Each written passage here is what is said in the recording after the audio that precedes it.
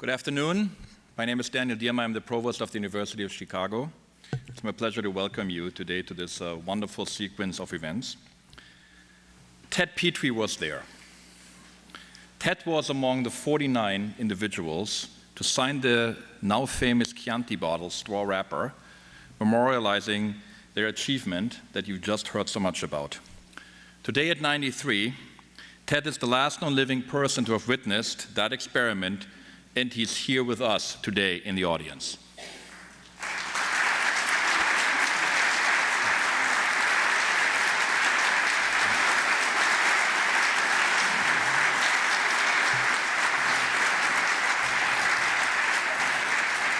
On behalf of the University of Chicago, I would like to thank you for your service to the university and for being a part of one of the most important technological advancements of our time.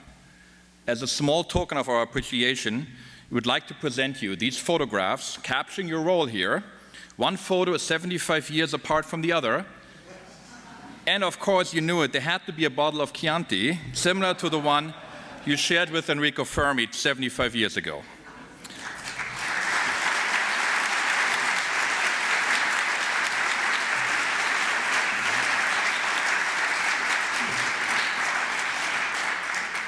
Now, if you're keeping track, I have it from reliable sources that the bottle of Chianti was fully consumed, and Ted got a zip of that as well.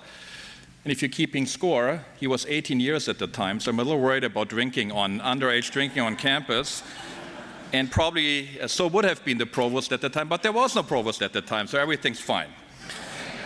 President Zimmer has also written your letter of recognition, which we'll present you here.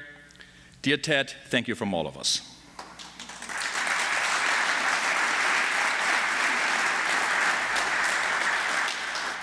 At this time, I was to introduce Richard Rhodes as the introductory keynote speaker for this symposium. Unfortunately, we learned just yesterday that Mr. Rhodes has fallen ill, and though doing better, was not up to traveling to Chicago for today's event. In his stead, Dr. William Lanouette has graciously agreed to read Mr. Rhodes' keynote address on his behalf. Please allow me to give you a bit of background on both Mr. Rhodes and Dr. Lanouette. Richard Rhodes is an American historian, journalist, and author who has devoted more than 30 years of his life to researching and writing about the dawn of the nuclear age. Many of you may have read his by now signature book, The Making of the Atomic Bomb, published in 1987 and recognized by historians and scientists alike as the general authority on nuclear weapons history. It won the Pulitzer Prize for General Nonfiction, the National Book Award for Nonfiction, and a National Book Critics Circle Award. Richard has received many fellowships for research and writing, including grants from the Ford Foundation, the Guggenheim Foundation, the MacArthur Foundation, the MacArthur Foundation's Program in International Peace and Security, and the Alfred P. Sloan Foundation. He's also been a visiting scholar at Harvard and MIT, and a host and correspondent for documentaries on public television's Frontline and American Enterprise. William Lanouette is the author of Genius in the Shadows, a biography of Leo Szilard, the man behind the bomb. He covered science and politics as a journalist at Newspeak, the National Observer, National Journal, and was Washington correspondent for the Bulletin of the Atomic Scientists. More recently, he was a senior analyst for energy and science issues at the U.S. Government Accountability Office, and earlier today, he gave an inspiring talk on Leo Szilard and his measurable contributions to the Manhattan Project and the academic community at large. Please join me in welcoming to the stage Dr. William Lanouette reading Richard Rhodes' address entitled "The Italian Navigator Lands in the New World." Thank you.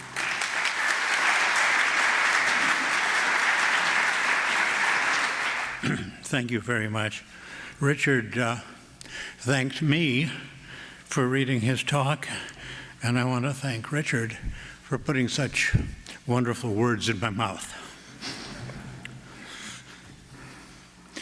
Two German radiochemists, Otto Hahn and Fritz Strassmann, discovered nuclear fission just at Christmas time, 1938.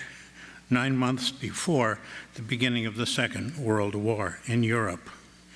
When news of the fateful discovery reached the United States at the end of January 1939, the first question the émigré Hungarian physicist Leo Szilard wanted to answer was, would uranium chain react? That is, would more than one of the 2 or 3 neutrons that burst from the uranium atom when it split encounter other uranium atoms nearby, fission them in turn, releasing yet more neutrons which would encounter yet more uranium atoms and fission them in an exponential cascade. If so, then in about 80 generations, in a few thousandths of a second, the heating, expanding, chain-reacting mass would blow itself apart and burst of shock and fire, which would be the equivalent of thousands and tens of thousands of tons of high explosive. Or, alternatively, if a large number of slugs of natural uranium could be arranged in a 3-dimensional lattice in a matrix of light material such as water or graphite, which would slow down the neutrons released in fission, with control rods to absorb some of them to prevent the chain reaction from running away, could the energy from fission be harnessed for power? Could a nuclear reactor be added to the sources of energy available to humankind, the first potentially major source of energy not directly or indirectly dependent upon sunlight? Or, alternatively, since many of the neutrons bombarding natural uranium would convert one of its forms, one of its isotopes, to a new man-made element, plutonium, would that element prove to be even more fissile than uranium? Leo Szilard and his Italian colleague Enrico Fermi, working at Columbia University, didn't conceive all these possibilities immediately. Plutonium wasn't created and identified until December 1940. But the possibilities of uranium, at least, were evident from the beginning. In the spring of 1939, the 2 physicists set out to determine if uranium chain reacts. Szilard, a resourceful maverick of a physicist, borrowed hundreds of pounds of black, greasy uranium oxide powder from 2 of his acquaintances who owned a Canadian uranium mine. Fermi and a crew of students at Columbia packed the powder into pipe-like tin cans and arranged them equally spaced within a large tank of water mixed with powdered manganese. At the center of the arrangement, they placed a neutron source. Neutrons from the source, slowed down by the water, would penetrate the uranium atoms in the cans and induce fissions. If the fissioning atoms released more neutrons, those secondary neutrons would irradiate the manganese. Measuring the radioactivity induced in the manganese would tell Fermi and Szilard if the fissions were multiplying. If so, then the chain reaction might be possible. They were, and it was. But not with water.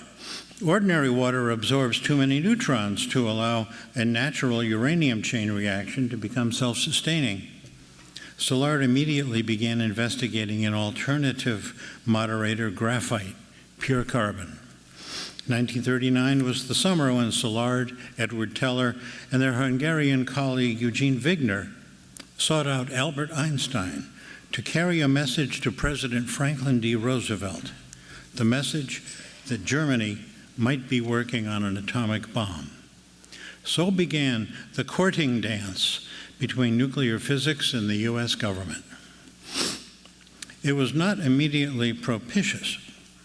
Imagine 3 young, heavily accented Hungarians presenting themselves as they did in the spring of 1940 to a U.S. Army ordnance officer in Washington and explaining to him that under the right circumstances, a small volume of exotic metal a sphere the size of a softball could be made to explode with the force of 20,000 tons of TNT.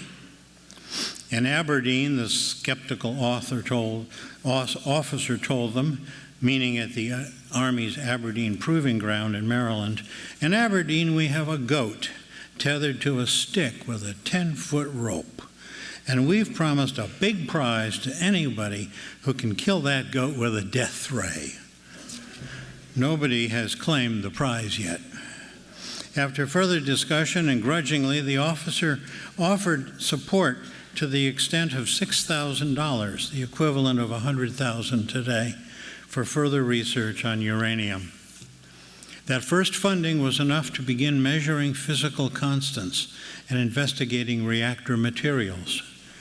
More funding followed across the next 18 months as the scientific community and its representatives in the government worked their way through the radically unfamiliar and unlikely concept of a nuclear explosive.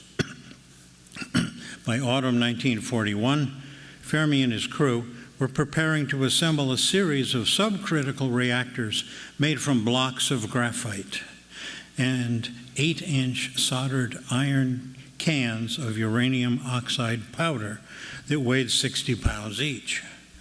They needed muscle, Fermi recalled. "We were reasonably strong," he said later, "but we were, after all, thinkers."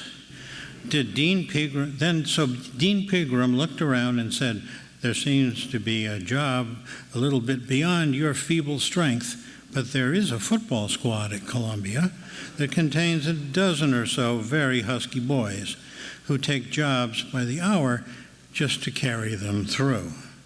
Why don't we hire them?" Imagine that, university football players doing odd jobs. And it was a marvelous idea, Fermi concludes. It was really a pleasure to direct the work of these husky boys canning uranium, just shoving it in, handling packs of 50 or 100 pounds with the same ease as another person would have handled 3 or 4 pounds. Fermi called his subcritical reactor a pile. As his colleague and fellow countryman Emilio Segre explained to me, "I thought for a while that this term was used to refer to a source of nuclear energy in analogy with Volta's use of the Italian term pila to denote his own great invention of a source of electric energy, that is, the voltaic battery. I was disillusioned," Segre said, "by Fermi himself, who told me that he simply used the common English word pile as synonymous with heap." In the meantime, the British had been exploring building a bomb as well, and had progressed farther than we had. They had shared their discoveries and plans with their American counterparts, with the result that on Saturday, December 6th, 1941, the U.S. government committed to a full-scale industrial program to pursue an atomic bomb. The next morning, December 7th, 1941, the Japanese bombed Hawaii's Pearl Harbor, destroying most of the American Pacific Fleet docked there conveniently side by side, and the United States entered the war. By the following October 1942, Fermi and his pile materials had been moved here to the University of Chicago, where the so-called metallurgical laboratory, the scientific center of what is now called the Manhattan Project, had been located. Leo Szilard had produced and was continuing to produce uranium and graphite of high purity. Szilard, at that time, Fermi recalled, took extremely decisive and strong steps to try to organize the early phases of production of pure materials. He did a marvelous job, which later on was taken over by a more powerful organization than was Szilard himself. Although, to match Szilard, Fermi quipped in conclusion, "It takes a few able-bodied customers." Building a series of subcritical piles of increasing scale, first in New York and then in Chicago, Fermi had methodically calculated the perimeters of a self-sustaining, chain-reacting uranium and graphite pile. And here that winter, he and his team prepared to build one. There was a convenient space available out of the public eye. Robert Maynard Hutchins, the university's 5th president, who took office in 1929 at the young age of 30, was no fan of football. Football, he wrote once, has the same relation to education that bullfighting has to agriculture.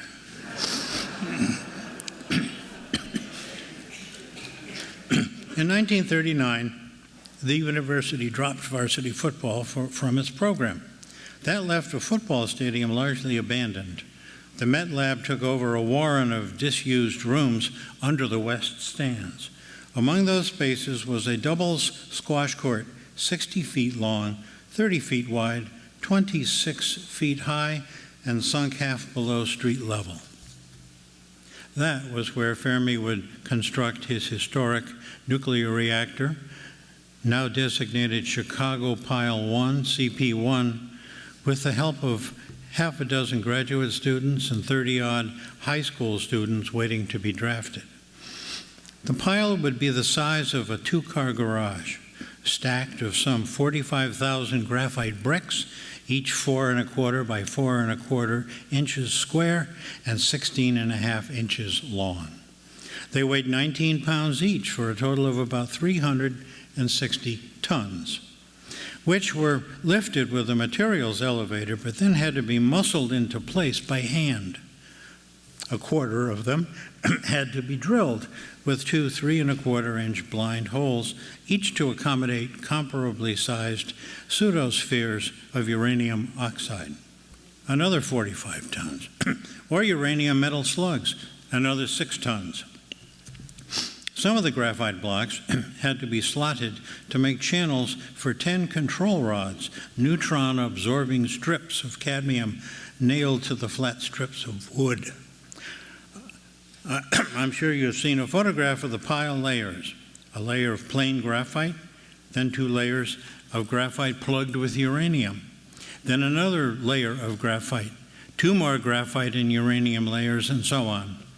For stability, the lower half of the structure would be encased in a solid frame of raw 4x6 pine boards.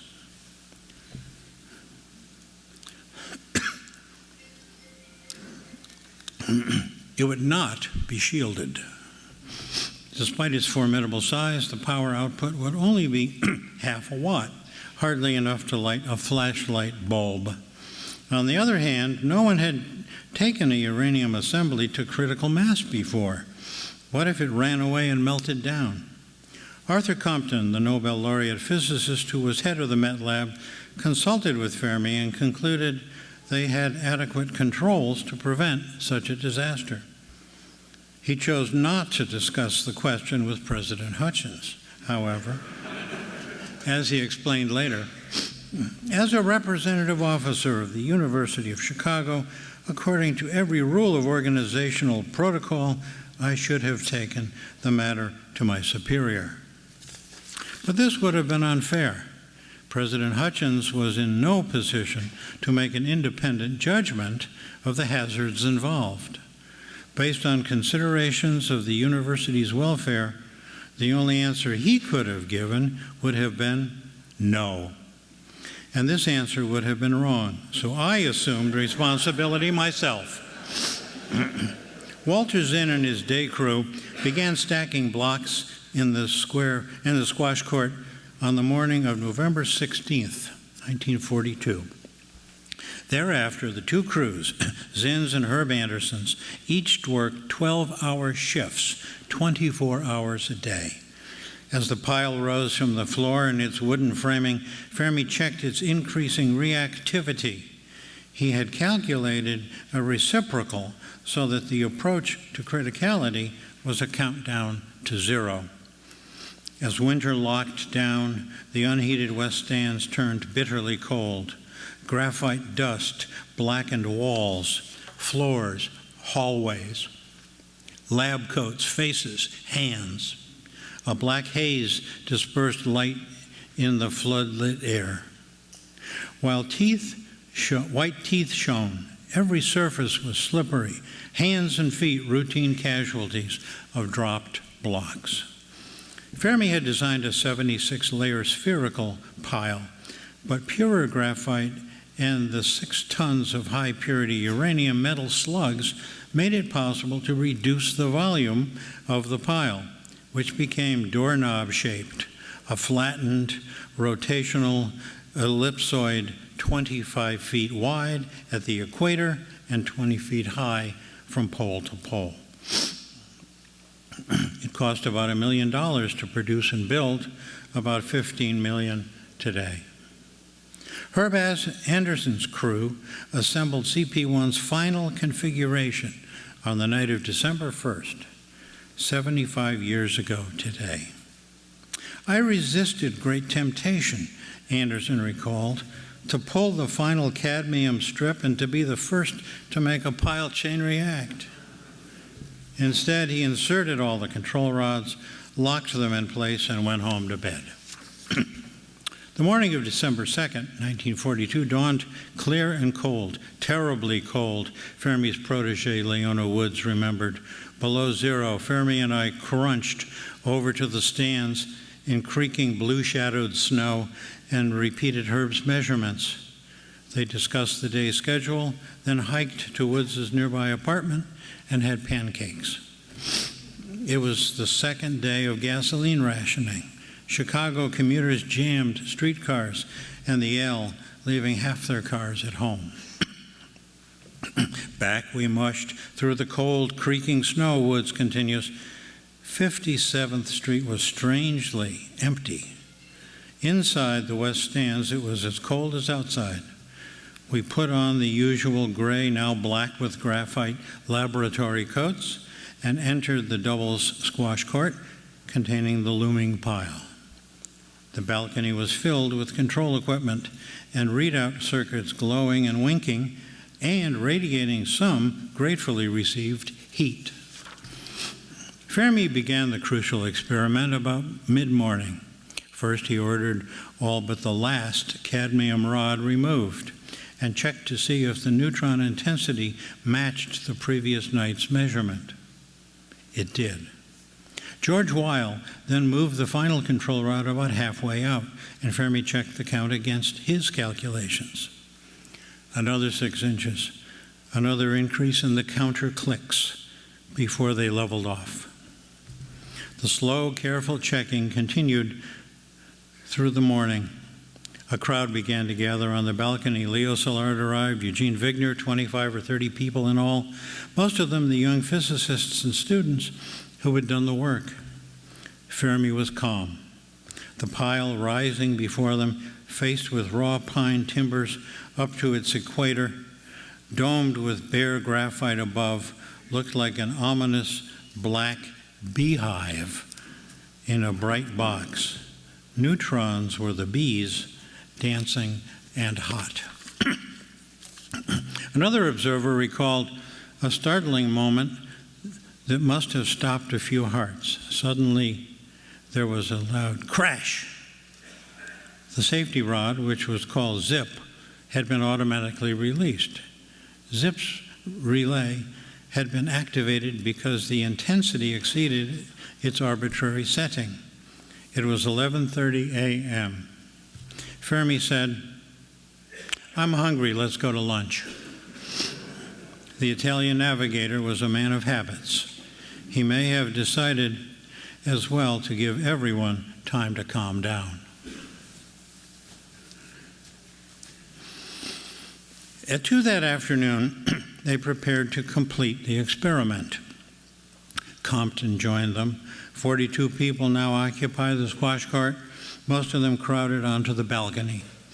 Fermi ordered all but one of the cadmium rods again unlocked and removed. He asked Weil to set the last rod at one of the earlier morning settings and compared pile intensity to the earlier reading. When the measurements checked, he directed Weil to remove the rod to the last setting before lunch, about 7 feet out. The pile was nearly critical. He ordered zip inserted, and the adjustment brought down the neutron count. This time he told Weil, take the control rod out 12 inches. Then he ordered zip winched out as well. This is going to do it, he told Compton. Now it will become self-sustaining. The recorder trace will climb and continue to climb. It won't level off. Herb Anderson remembered the moment. At first you could hear the sound of the neutron counter, clickety-clack, clickety-clack. Then the clicks came more and more rapidly, and after a while they began to merge into a roar. The counter couldn't follow anymore. There was a moment to switch to the chart recorder. But when the chart was made, everyone watched in sudden silence the mounting deflection of the recorder's pen. It was an awesome silence. Everyone realized the significance of that switch. We were in a high-intensity regime, and the counters were unable to cope with the situation anymore.